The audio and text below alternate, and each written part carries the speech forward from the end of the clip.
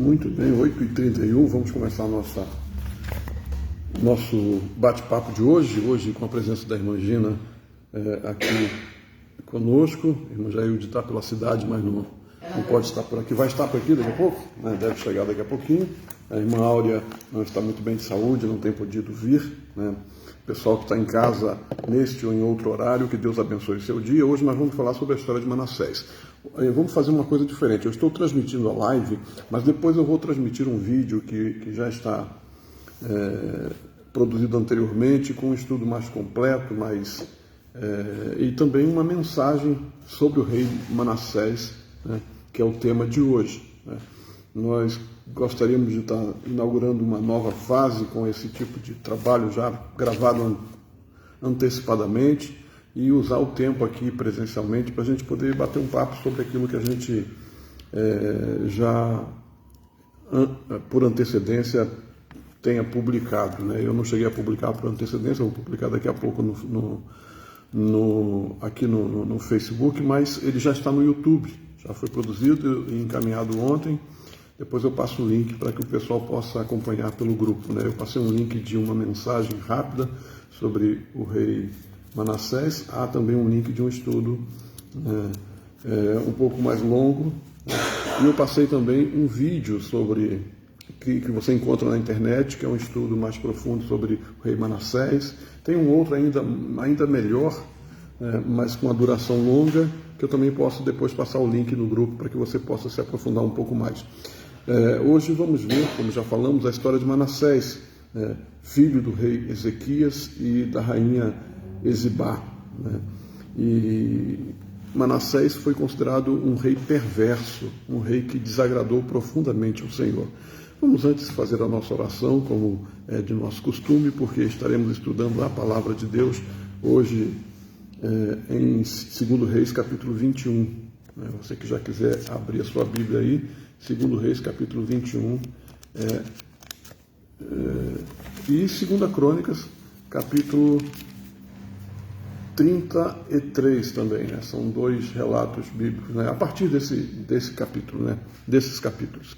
Vamos orar. Querido Deus e eterno Pai, nós te louvamos, te adoramos, exaltamos o teu nome pelo privilégio de estar na tua casa, ó Deus, para ministrar, meu Pai, a tua palavra, para receber a tua ministração, ó Deus, a orientação do teu Espírito Santo, que certamente com a história deste rei perverso de Judá, Senhor, tem algo a nos ensinar, Pai. Aprendemos também com essa história que, por maior que seja o pecado de um homem, a tua graça é infinita e pode alcançá-lo, Pai. Nós oramos pedindo a tua graça, a tua bênção sobre a nossa vida no dia de hoje, em nome de Jesus. Amém. Quero cumprimentar a irmã Hermínia, que já está também presente aqui na live, ou está virtualmente na live, está chegando aqui. Irmã Landerleia, João, chegando aqui presencialmente nesse momento. Deus abençoe. Então, Manassés, o rei sobre o qual vamos estudar,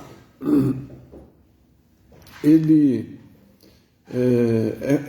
era filho do rei Ezequias, um rei piedoso, um rei que agradou ao Senhor, um rei que a gente estudou na semana passada, que deixou um exemplo muito forte, mas que infelizmente não foi seguido pelo seu filho Manassés, que começou a reinar com apenas 12 anos de idade. Vamos propriamente para a Bíblia. 2 Crônicas, capítulo 33, que é um texto paralelo ao de 2 Reis 21, diz assim a palavra de Deus: Manassés tinha 12 anos de idade quando foi proclamado rei. Começou o seu governo e reinou durante 55 anos em Jerusalém. 2 Crônicas, capítulo 33. Então ele começou com apenas 12 anos de idade. Aí o versículo 2 traz um resumo de quem foi Manassés. Ele praticou tudo quanto o Senhor abomina, imitando as atitudes detestáveis das nações pagãs que o Senhor expulsara de diante dos israelitas. Diz mais: ele reconstruiu os altares idólatras que o seu pai Ezequias havia zelosamente destruído. Ergueu altares em homenagem aos Baalins e mandou construir totens, postes sagrados. Inclinou-se em adoração diante de todos os exércitos celestes e lhe prestou culto. Então, diz a Bíblia que Manassés prestava culto aos astros, cultos ao sol, à lua, às estrelas, né? A tudo que se podia ver no céu brilhando à noite, por exemplo, ou durante o dia, né? O Manassés prestou culto, ele começou a adorar essas coisas. E é claro que a gente entende que a gente está numa sociedade lá no passado que tinha as nações ao redor do mundo, tinham hábitos estranhos, mas a gente está falando de Judá, uma nação que surgiu lá entre os hebreus, com a Torá, né, com a lei, com o Pentateuco, com a lei de Moisés, com os comentários dos mestres, dos grandes mestres, e, no entanto, esse povo, parece-me que um povo que teve experiências profundas com Deus, que os libertou do Egito, fez com que eles atravessassem o Mar Vermelho, chegassem à Terra Prometida. Esse povo estava completamente distante do Senhor e adorando deuses estranhos. Mas certamente o que poderia passar na cabeça desse povo era que aquilo que eles ouviam da tradição, da história do seu povo, era nada mais do que a história da carochinha. Eles podiam de repente ouvir essas histórias, isso é tudo invenção, como muitos hoje não creem na Bíblia. Quando a gente fala sobre a Bíblia, fala sobre o Evangelho de Jesus, sobre o povo de Israel, a história que está registrada, não, mas isso aqui é tudo invenção do homem. Aí como ele quer viver a vida dissolutamente. Então quer aproveitar, né, os prazeres da carne. Né? Hoje nós vemos isso se repetindo, porque é verdade que a maioria das pessoas, a maioria do povo, não quer saber do Senhor, não quer saber da igreja, não quer saber de buscar a Deus, quer saber mais de viver a vida, e viver com os prazeres que a vida dá. Hoje nós temos isso, né?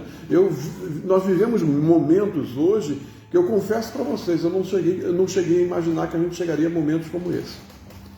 Eu não poderia imaginar que a gente chegaria a uma sociedade que promove casamento entre homem com homem, mulher com mulher. Confesso para vocês que eu ouvia isso bem recentemente, músicas populares, de certa forma, execrando essas práticas. Né? Tem um cantor falecido já, que faleceu antes que essas coisas pudessem se tornar oficiais, que ele dizia, né, só não pode dançar homem com homem, nem mulher com mulher. Não tem um cantor? O Tim Maia não cantava isso? Então por quê? Na cabeça dele, não, essa coisa é inadmissível, isso não dá. Não dá. Né? Vale tudo, vale o que quiser, só não vale dançar homem com homem, nem mulher com mulher. Não é assim? Então, porque na moralidade até então generalizada, era uma coisa absurda. E hoje nós já vivemos um momento em que não somente essas coisas acontecem, mas acontecem com a chancela do Estado. O Estado chancela, não por lei, porque no Brasil não tem lei que autoriza, mas por causa de uma autorização da Suprema Corte, que deu autorização para que isso aconteça. Não tem lei. Se você procurar, você não vai achar no arcabouço legal nenhuma lei dizendo que pode um homem casar com homem, mulher casar com mulher, mas tem jurisprudência do tribunal, tem orientação do Superior Tribunal Federal, né, que é o órgão máximo de guardião da nossa Constituição, autorizando isso. Então, coisas que vão contra princípios cristãos. Eu nunca imaginei que isso pudesse acontecer. Não que eu não imaginasse que isso acontecia na prática, né, mas sem a chancela do Estado. Porque quando o Estado chancela, ele vai lá e reconhece, significa que quando, por exemplo, um desses do casal morre, nós, como sociedade, temos que pagar a pensão, porque a pensão é paga pela sociedade. Nós temos que pagar a pensão para a outra parte que ficou. Então nós temos que pagar por uma união que nós não reconhecemos da nossa moralidade, da nossa moral cristã, mas nós pagamos por isso. Né? Então, acontece tudo aí, até matar o homem mata, isso acontece na sociedade, não tem jeito. Mas uma coisa é acontecer e o Estado assinar embaixo, autorizar, chancelar. É isso que revolta a gente ver essas coisas acontecendo. Né? E na época de Manassés, o Manassés começou a oferecer sacrifícios a deuses estranhos e ele piorou a situação, porque as nações em volta do mundo faziam coisas terríveis. Os cananeus que eles haviam destruído lá no passado ofereciam seus filhos em sacrifício. E Manassés começou a fazer isso também, instituiu, né, e chancelou. Ele não só admitia isso, como ele começou a fazer isso também. Ele começou a oferecer o próprio filho, paz e Evangelho, começou a oferecer até os filhos dele. Imagine um rei, o líder de uma nação, pegar seu filho, eu não sei de que idade que era, mas imagino que um bebê, e como é que dizem os estudiosos que era o deus Moloque? Era um deus feito de bronze, de uma estrutura metálica, que tinha os braços e havia é como se fosse uma churrasqueira com os braços, e eles acendiam o fogo. Quando ele estava vermelho, queimando pelo fogo, iam lá e colocavam as crianças vivas nos braços dele, para matar as crianças, né, em sacrifício, achando que isso iria trazer para ele fertilidade, prosperidade, né, em busca da prosperidade. Ia lá oferecer o próprio filho. E Manassés fez isso. Ele fez passar os próprios filhos pelo fogo. Agora imagina um filho da linhagem de Davi, filho de Ezequias, um rei piedoso, um rei que agradou o Senhor, vai e faz isso com os filhos dele. Faz os filhos passarem pelo fogo, achando que isso era algo bom. Porque todo mundo, os cananeus faziam isso, e o mundo está fazendo isso, tudo mais, vamos fazer também. É o que acontece hoje com a moral brasileira. Na Europa eles fazem, eles fumam maconha, eles fumam não sei o que, lá tem. Há relatos na internet. Eu nunca viajei tão distante, nunca fui para a Europa, confesso, né, claro, não conheço de testemunho, mas hoje a internet traz isso aqui para a gente. Há lugares que você passa na Europa, em determinados países, se não me engano na Holanda, em que você tem vitrines de prostitutas. Você passa lá e está... mas porque é coisa do primeiro mundo, vamos trazer para o Brasil também. Porque aí traz, essas coisas, essas porcarias vão sendo importadas, vão sendo trazidas, porcarias no sentido de que isso denigre a fé cristã, isso depõe contra o que nós cremos que é a estrutura familiar, para manter a estrutura da família, porque a prostituição acaba com a estrutura familiar, ou não acaba? Será que um casamento se mantém quando os cônjuges se metem com prostituição? É claro que não dá, mas eles querem mudar todo esse conceito, não, porque isso é assim, isso é normal mesmo, e começam a aceitar. Não só aceitar, mas tornar isso oficial. É o que Manassés fez, tornou oficial a idolatria, tornou oficial o fato de famílias verem os seus filhos passarem pelo fogo. Então isso é um pecado terrível, e Deus então alertava por meio dos profetas. E, aliás, Isaías, que era um profeta que clamava contra os erros de Judá e de Israel, diz a tradição judaica que foi Manassés, é sob o comando de Manassés que ele foi morto. Sabe como é que Isaías morreu? Cerrado ao meio. Diz a tradição que Isaías, perseguido por Manassés, eu digo por Manassés porque ele estava no poder, mas pelos nobres, por aqueles que detinham, que estavam governando junto com ele, porque o governo não é feito de uma pessoa só, tem todo um colégio de líderes, tem todo... É que hoje nós temos um sistema diferente, nós temos um presidente, temos os deputados, tem o poder legislativo, judiciário e executivo. Então, o governante, ele, para ser um bom governante politicamente falando e passar suas ideias, ele tem que ter o Congresso do lado dele, e ele também conta, às vezes, com a concordância do STF, que não deveria ser separado. Não pode nem se meter, tem que ficar ausente para que ele possa julgar com justiça, não defender um nem o outro. Mas no Brasil a gente vê um consórcio acontecendo, essas coisas acontecem. Aí naquela época de Manassés também tinha os conselheiros do rei, tinha os chefes de exército, do exército, tinha porque o exército de uma nação inteira não é feito por um comandante só, às vezes tem um comandante central e tem os outros, o comandante de 1000, comandante, então tem aqueles, tem toda uma organização, como o Brasil é, cada estado tem o seu governador, e cada estado tem várias prefeituras com seus prefeitos, e são a estrutura do poder. Naquela época também tinham esses comandantes, e eles então estavam perseguindo Isaías, Diz a tradição judaica que Isaías se escondeu dentro de uma árvore oca. Manassés, sabendo que ele estava lá, quando digo Manassés, as pessoas amando de Manassés, descobrindo onde ele estava, cerraram a árvore e assim Isaías foi cerrado ao meio. O profeta Isaías foi cerrado ao meio. E a palavra de Deus vai dizer, lá, eu não vou lembrar agora a referência, acho que em Hebreus, que uns foram cerrados ao meio, foram cerrados. A Bíblia fala de cerrado, não fala o nome de Isaías, mas a tradição judaica fala que Isaías foi cerrado ao meio. Então uma coisa pode se referir, a tradição pode realmente estar certa. Então, Manassés fez coisas terríveis. Ele desagradou profundamente o Senhor. E achando que estava tudo bem. Não, é isso mesmo, tem que ser assim. Então, cuidado.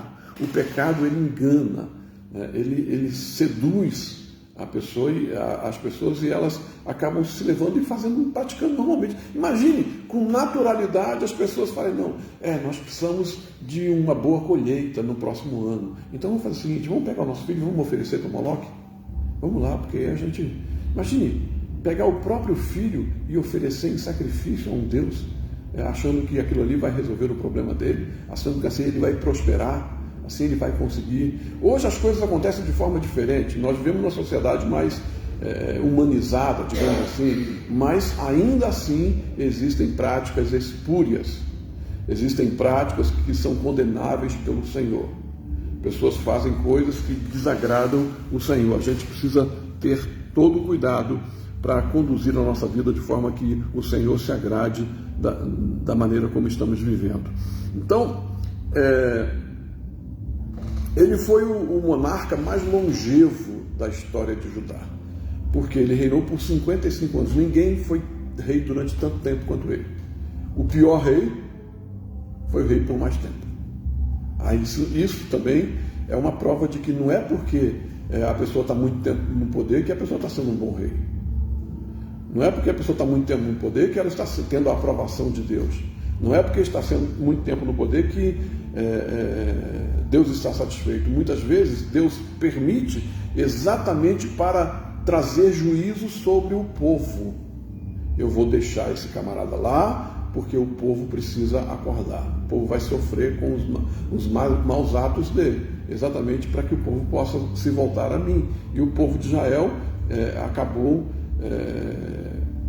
sofrendo as consequências desse reinado, porque depois ele foi levado cativo para a Babilônia. Essa longevidade do reino de Manassés é um contraste, com a natureza sombria do seu governo, ou seja, não é porque estava há muito tempo que estava tudo bem. O governo dele foi sombrio. Ele foi um dos reis mais ímpios e mais desastrosos da história do povo de Deus. O trono de Judá foi entregue a Manassés em um momento de instabilidade política. Seu pai Ezequias havia promovido uma das maiores reformas religiosas do Antigo Testamento. Havia purificado o templo, ele havia centralizado o culto em Jerusalém, e ele convidou, nós vimos na semana passada, até a nação do norte, para vir até Jerusalém, aqueles que eram de Israel, que na verdade estava já na época de Ezequias já estava sendo destruída, Oséias já estava como último rei, já estava no ocaso, já estava terminando os dias da nação de Israel, que ali acabou em Oséias, mas havia o povo ainda lá que podia vir para o sul. Nessa ocasião ainda estava muita instabilidade, mas Ezequias conseguia trazer algumas pessoas de lá para Jerusalém para adorar o Senhor. Ezequias fez isso, ele conduziu a nação a uma restauração da fé no verdadeiro Deus, no Deus de Israel. Então a expectativa era que Manassés pudesse dar continuidade àquele governo, aquela obra que o seu pai havia começado, uma obra de reforma, estava fazendo boa coisa, estava agradando a Deus.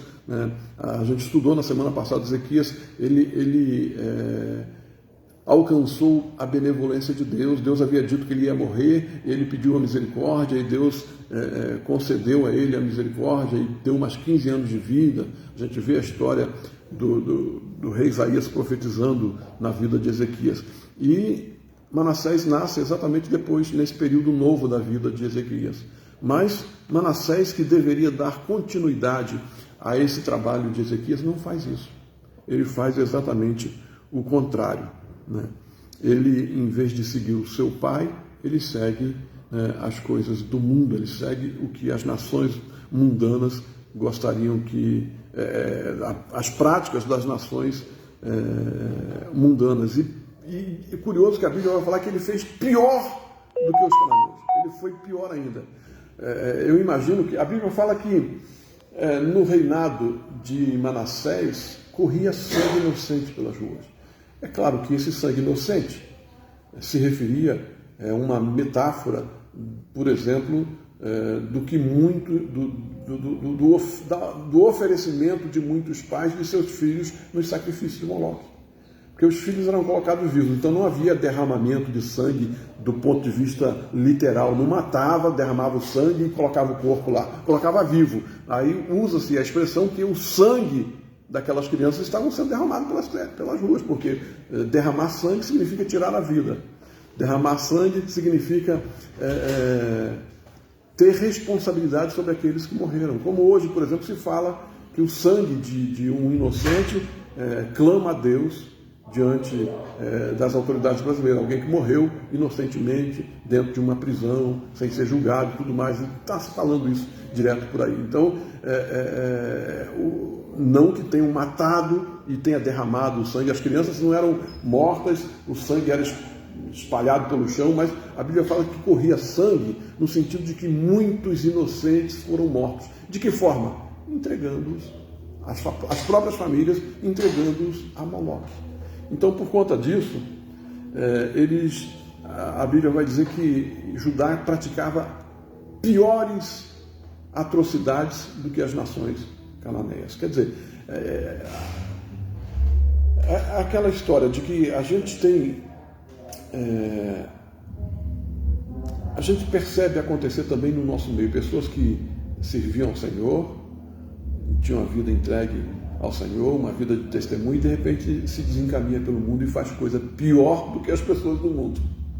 Conhece alguma coisa assim?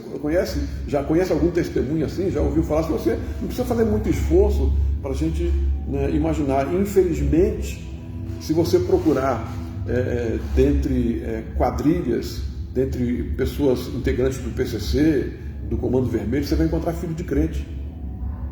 Muito filho de crente. Por isso que dizem que há um respeito muito grande deles com relação aos evangélicos, no sentido de que eles até dão proteção nos morros do Rio para as igrejas e tudo mais. Por quê? Porque são laços familiares, são filhos de crentes que estão ali envolvidos, que estão na liderança. Então eles querem, de certa forma, proteger, no sentido de estar dando a eles uma retribuição pelo fato de se sentirem consanguíneos. Então então tem muito filho de crente por aí, fazendo pior do que os não crentes. Então as nações de Israel, ou a nação de Judá, melhor dizendo, o reino de Judá, o povo ali, que é o povo de Israel, que está ali, que é o Israel de Deus, Israel, o povo hebreu, estava praticando coisas piores ainda. A Bíblia vai dizer que o reinado de Manassés foi um reinado de perversidade. A Bíblia registra a profundidade da corrupção espiritual que foi introduzida por Manassés. Ele reconstrói os altares que o seu pai havia destruído, quer dizer, o pai dele havia destruído tudo, ele vai lá e refaz. Refaz tudo isso. Ele ergue altares a Baal, ele faz postes ídolos, e foi além, colocou os ídolos dentro do templo do Senhor. Aí ele fez pior ainda. O templo que tinha sido todas as portas restauradas por Ezequias que organizou tudo, colocou os cantores, os levitas, ordenou sacerdotes, fez tudo, levou o povo. Pois o o filho dele, Manassés, vai e transforma esses templos em templos idólatras. Ele faz pior ainda. Ele profana o lugar que deveria ser exclusivamente consagrado ao verdadeiro Deus. As práticas pagãs alcançam patamares extremos, né? Eu diria que hoje em dia seria, por exemplo, o que acontece. A gente tem que trazer para nós essa crítica, nós como igreja evangélica, para a gente poder olhar para dentro de nós. A Bíblia nos alerta a olhar para nós, para o nosso povo, e ver o que está acontecendo. Não há no meio evangélico grupos que fazem, por exemplo, casamento de homem com homem, mulher com mulher? Tem pastores que estão fazendo por aí o evangelho inclusivo, que eles chamam aí. Então são evangelhos que são líderes que se amoldam aos costumes do mundo, e eles vêm reinterpretar a Escritura, torcendo as letras da palavra de Deus para justificar ou explicar as suas práticas pecaminosas. Então, à luz da Bíblia Sagrada, nós vamos sempre defender que a união entre duas pessoas do mesmo sexo é pecado diante de Deus. Isso deve ser evitado, isso tem que ser evitado, né? Então, e as pessoas continuam, o mundo transforma essas coisas em coisas naturais. Você é atrasado. É a mesma coisa que dizia na época de Manassés com relação às pessoas que não concordavam com isso que ele estava fazendo. Você é um retrógrado, você é um quadrado, você é um fundamentalista, quer fundamentar a sua fé em cima dos livros que Moisés deixou. Isso é coisa da carochinha. Mesma coisa que falam de nós, a Bíblia é coisa do passado. Não, gente, a Bíblia é o livro, a palavra de Deus, né, que foi escrita para a sustentação da nossa fé e para o nosso bem-estar. Quem é que é infeliz ao viver aquilo que a Bíblia ensina? Muito pelo contrário, as famílias são estruturadas, são felizes, os filhos são bem criados, são bem colocados no mercado de trabalho, na vida social. Por quê? Porque é um fundamento da nossa vida. Você vai destruir todo o fundamento, você vai mexer no alicerce de toda uma construção, um edifício, para poder derrubar tudo, para fazer uma nova sociedade. Quem é que precisa disso? Não deu certo em lugar nenhum do mundo e querem refazer tudo de novo. Não vai dar certo, não funciona. É por isso que nós conservamos os valores da Bíblia Sagrada e pregamos o Evangelho, pregamos o Evangelho que tem o seu código moral. Então nós temos que continuar defendendo os princípios da palavra de Deus, porque princípio é coisa que não pode mudar. Princípio é fundamento. Imagina esse prédio aqui, se você quiser alterar o alicerce dele. Vamos mexer no alicerce dele? O que vai acontecer com o prédio? Ele vai ruir. Não se mexe em princípios. Mexer em princípios significa destruir toda uma obra, desconstruir tudo, a menos que você queira desconstruir para fazer uma coisa nova. Você quer fazer uma coisa nova, quer derrubar tudo, fazer tudo do zero? Então pague o preço por isso, vai ficar muito mais caro, vai causar muito sofrimento. Então, Manassés, ele certamente, com a sua capacidade de líder, ele convencia muita gente a seguir os costumes dos povos pagãos, né? As práticas pagãs chegaram a patamares extremos. Manassés promoveu a idolatria em escala nacional, para todo o país, e até sacrificou seus próprios filhos, já falamos sobre isso, né? Ele consultava necromantes, feiticeiros, praticava adivinhações, e ele mergulhou Judá em uma religiosidade sincrética e corrompida. Sincretismo religioso, isso é um perigo. Todas as religiões são boas, cuidado. Jesus disse: eu sou o caminho, a verdade e a vida. Ninguém vem ao Pai a não ser por mim. Então Jesus é o único caminho que leva ao Pai. Porque todas as religiões são boas. Então vamos promover o ecumenismo. Todos se unem. Não bate, gente. Não dá para misturar água e óleo. Não tem como. Então a gente tem que respeitar as demais religiões. Pode praticar a sua religião, respeite as pessoas com a religião que elas têm, mas não deixe de anunciar Jesus. E anuncie muito mais com a sua vida, com o seu testemunho, do que propriamente com as suas palavras. Você não tem que chegar lá e quebrar tudo, não. Deixa. E pregue o Evangelho. Viva o Evangelho para essas pessoas. o dia que os olhos delas se abrirem, se elas quiserem ouvir o Evangelho de Jesus, aí elas vão deixar as práticas erradas, elas mesmas vão destruir os ídolos que elas têm.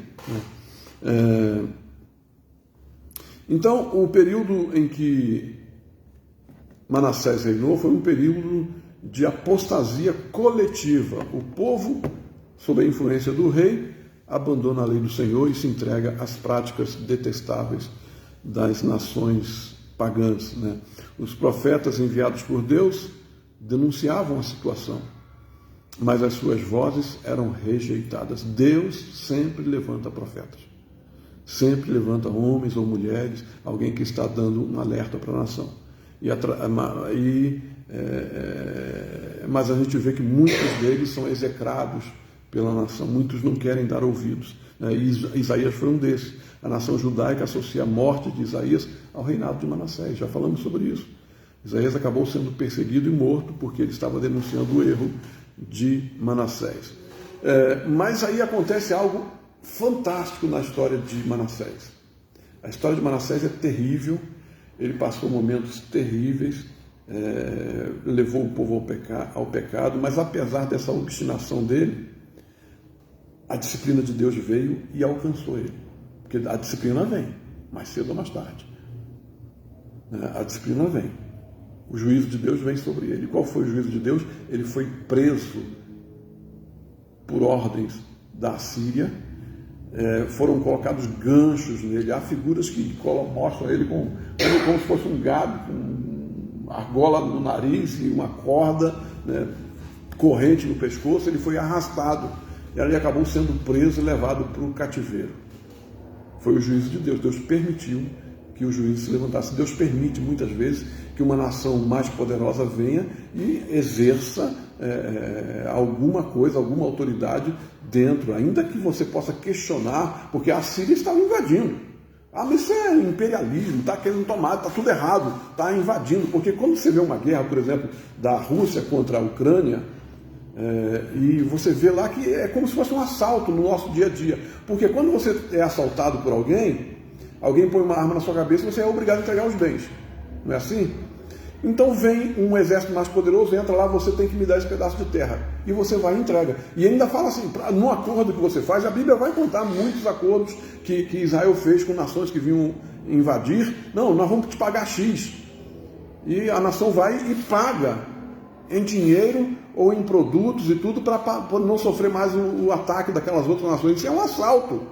A gente já não admite, isso é terrível, mas é porque nosso pensamento é um pensamento democrático, que isso não pode acontecer. Nós temos que, é o tipo da coisa que não... Só que é assim que acontece. As brigas geopolíticas hoje também são assim. Putin, quando invadiu a Ucrânia para tomar aquele território, que ele diz que ali tem maioria de russos e que não sei o quê, que o povo quer aquilo, então você tem que me dar essa terra aqui. E mata muita gente com isso.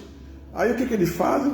Faz um acordo aqui, outro acordo comercial ali, tudo mais, se reúnem, porque há quem diga com muita propriedade que a guerra dos poderosos é uma guerra em que dois homens poderosos entram, não tem coragem de lutar um com o outro, entram, mas põem gente para morrer no lugar deles.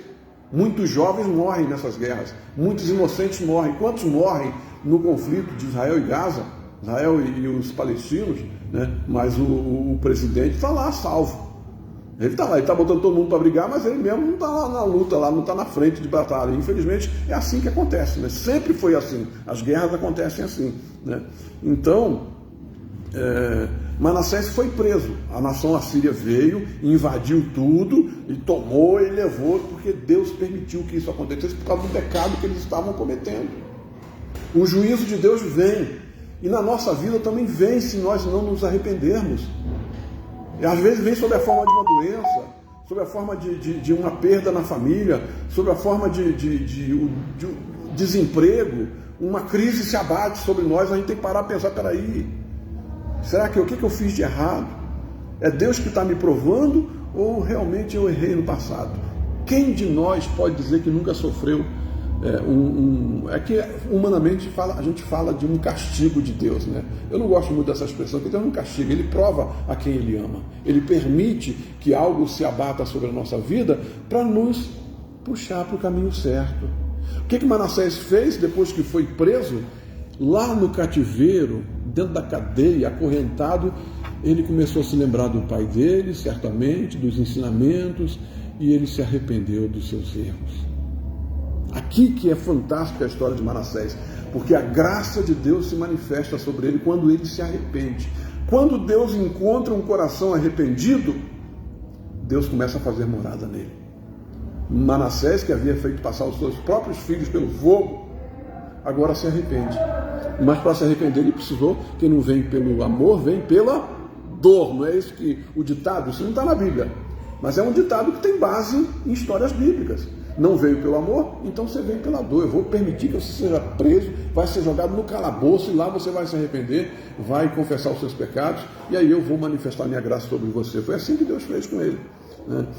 A humilhação dele foi um ponto de virada na vida dele. Quando ele foi humilhado, aí ele reconheceu que estava errado. No cárcere, privado da glória e do poder do palácio que ele tinha, o trono que ele tinha, ele se volta ao Deus dos pais dele, ele se humilha profundamente e faz uma oração sincera. Ele confessa os seus pecados e a Bíblia vai dizer que Deus ouviu a sua súplica e o restaurou ao trono, trouxe ele de volta ao poder, levou-o de volta e colocou, porque ele se humilhou, se arrependeu, eu vou te colocar de volta no poder. E Manassés então resolve agradar a Deus, aí ele tem uma vida diferente. Aí ele faz um governo diferenciado. Ele começa a consertar todos os estragos que ele fez. Então esse episódio é um dos episódios mais notáveis da narração bíblica, da história bíblica, né?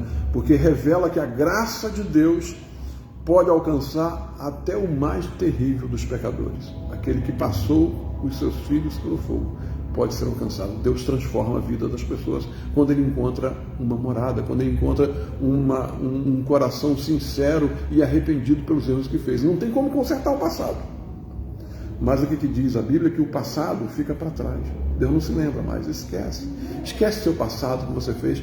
Viva uma vida nova. É claro que o diabo vai sempre procurar te fazer lembrar daquelas coisas para poder te colocar para baixo.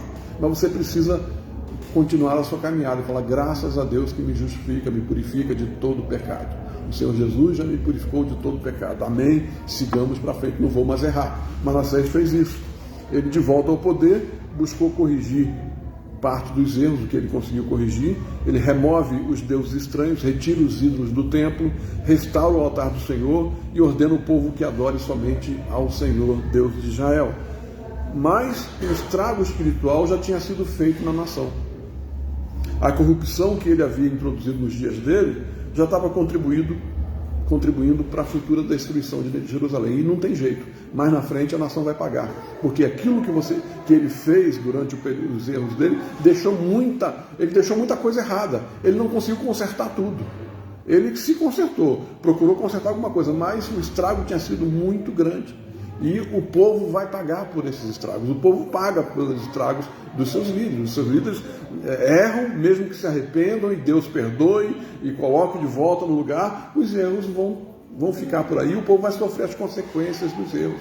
Né? E o povo estava sofrendo as consequências, depois vai ser levado cativo. A gente ainda vai ver no desenvolvimento da história da nação de Judá que o povo vai acabar sendo levado cativo lá no futuro.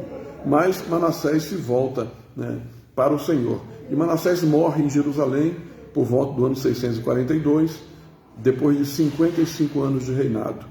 Ele foi sepultado no jardim da sua casa, conhecido como o Jardim de Uzá, e o seu filho Amon o sucede. Mas seguiu, a gente vai ver depois que Amon também seguiu os caminhos perversos, não foi? A gente vai ver na próxima semana. Né? Mas Manassés, embora tenha se arrependido no fim da sua vida, as marcas da liderança dele, desastrosa, permaneceram no tecido espiritual de toda a nação. O povo sofreu sofreu as consequências do que Manassés havia feito. Para a gente fechar, o que a gente aprende com a história de Manassés aqui? Quais são as lições que nós aprendemos? Pelo menos 4 lições valiosas. O perigo do afastamento espiritual. Um líder pode conduzir uma nação inteira à ruína quando se afasta dos princípios de Deus. Ele conduziu a nação à ruína. O preço do pecado, as escolhas idólatras de Manassés trouxeram sofrimento, cativeiro e vergonha para o seu povo. Terceira lição, a profundidade da graça de Deus. Mesmo o pior rei da história de Judá encontrou perdão quando se humilhou diante de Deus. Isso reforça a verdade que Romanos 5 e 20 diz: onde abundou o pecado, superabundou a graça de Deus. E por último, o legado das nossas escolhas. Legado é aquilo que você vai deixar depois de morto. Embora Manassés tenha se arrependido, o impacto dos seus pecados repercutiu nas gerações seguintes, lembrando-nos de que as nossas ações deixam marcas duradouras. Tudo que você faz nesta vida vai deixar marca. E pode ser para o bem ou para o mal. Por isso que a gente tem que procurar viver a nossa vida de maneira reta, de maneira correta, para que as sementes que nós vamos deixar sejam sementes de flores e não de espinhos. Porque se você sair semeando espinhos, ele vai nascer. Se você misturar espinho com flores e sair semeando, nascem flores e nascem espinhos. Que sejam mais flores e menos espinhos. Que não seja nada de espinhos, né? Mas como nós não somos perfeitos, né? A rosa, ela é bonita, cheirosa, mas tem espinhos. Não tem jeito. É um exemplo do que é a nossa vida. Nós temos coisas boas, mas nós temos os nossos defeitos. Os nossos defeitos vão marcar e vão deixar as nossas marcas durante a nossa vida, mas que sejam mais lições de acertos e que o final da nossa vida seja um final de acerto, porque é o final da vida que determina o seu futuro no porvir, no mundo que está por vir, no além. Como é que você termina a sua vida? Importante que Manassés terminou bem. Começou mal, mas terminou bem. É melhor do que você começar bem e terminar mal. Começou mal, mas ele corrigiu os erros que cometeu, mas não deu para corrigir tudo. E por isso que a gente tem que tomar cuidado com aquilo que a gente está deixando. Quando nós que somos pais, eu sou pai de um casal de filhos, eu sei que cometi muitos erros, mas graças a Deus, fazendo uma análise crítica da minha vida, eu acho que eu acertei um pouquinho mais. Eu acho que na balança está bem equilibrado. Eu acho que um pouco mais de acerto do que de erro, né? A gente vê pelos filhos, pelo futuro dos filhos, como é que os nossos filhos estão caminhando a vida deles. Será que estão acertando? Você tem responsabilidade por isso. O exemplo que você vai deixar vai definir a vida que eles vão ter. Então nós temos que pensar nisso. Se ele está bem colocado, está levando uma carreira profissional, está honesto, não está no mundo do crime, não está no mundo das drogas, significa parabéns, você fez mais, acertou mais do que errou. Mas pode ser que eventualmente você tenha errado mais do que acertou. Então você tem que pedir misericórdia a Deus e procurar corrigir esses erros, procurar consertar isso, para que mais pessoas possam ser alcançadas pela bênção da graça de Deus, né? Então nem tudo está perdido. Enquanto há vida, há esperança. Como você se arrependeu, corrigiu, de repente o seu filho que tomou um caminho errado pode também corrigir-se. Continue, busque fazer o bem, busque consertar aquilo que você fez de errado. Procure ser aquilo que você não foi. Se você não foi um bom pai, uma boa mãe, procure ser a partir de então. Mude. Quem sabe esse testemunho seu vai fazer com que, né, o seu filho, que já é maior de idade, já foi criado, possa realmente repensar e refazer as escolhas e passar a fazer escolhas boas e não cometer os mesmos erros que você cometeu, né? A vida de Manassés é um retrato da tensão entre o pecado e a graça, rebeldia e arrependimento, juízo e misericórdia. Ele começou como rei ímpio, mas terminou como um exemplo de poder transformador, do poder transformador da graça de Deus. Deus transforma a nossa história. A história de Manassés é tanto um alerta quanto uma esperança. Alerta para não cometermos os erros que ele cometeu, mas esperança, porque se cometermos, há esperança. Ainda há uma esperança. É um alerta sobre a seriedade do pecado e suas consequências, mas também a esperança de que nunca é tarde demais para se voltar para Deus. Há sempre um tempo para nos voltarmos. Deus dá sempre uma segunda chance. E o tempo é agora. Quem sabe você que está me acompanhando pela internet, Deus pode estar usando as minhas palavras, está me usando como instrumento para alertar você. Você pode ter cometido erros no passado. Você pode ter cometido muita coisa que você se envergonha. Mas se você está reconhecendo isso agora, Deus muda a sua história.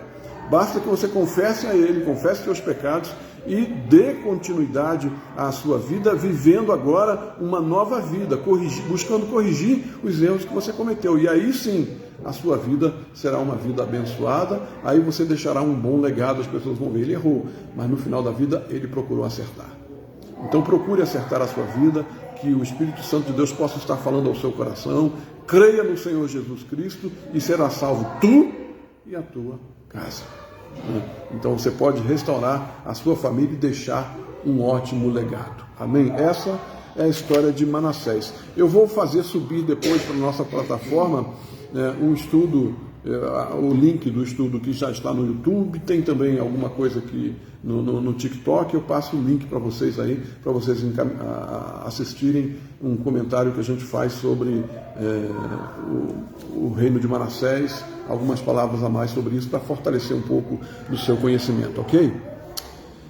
Deus abençoe cada um de vocês, até uma próxima vez, oremos ao Senhor nesse momento em gratidão a Ele. Querido Deus e eterno Pai, louvamos o Teu nome pela Tua palavra, Pai, agradecemos porque o Senhor nos tem ensinado, ó Deus, que nós precisamos buscar na nossa vida, deixar um bom legado. Mas como deixar um bom legado se nós não reconhecemos os erros que cometemos, Senhor, os erros que fizemos no passado e não tomarmos outra direção? Que a Tua palavra nos oriente, Senhor, a estar sempre corrigindo a nossa rota, Pai, e nos arrependendo dos nossos pecados, para que nós possamos deixar um bom legado, para que nós possamos, Pai, deixar um bom exemplo. Estende a Tua mão sobre aqueles que nos acompanham pela internet, aqueles que estão aqui presencialmente, Pai, dá-nos, Senhor, sempre o alerta para conduzirmos a nossa vida de forma que agrade ao Senhor. Não queremos cometer os erros que Manassés cometeu, queremos acertar, Senhor, para a glória do Teu nome, Pai. Assim oramos no nome de Jesus. Amém. Deus abençoe e até a próxima semana.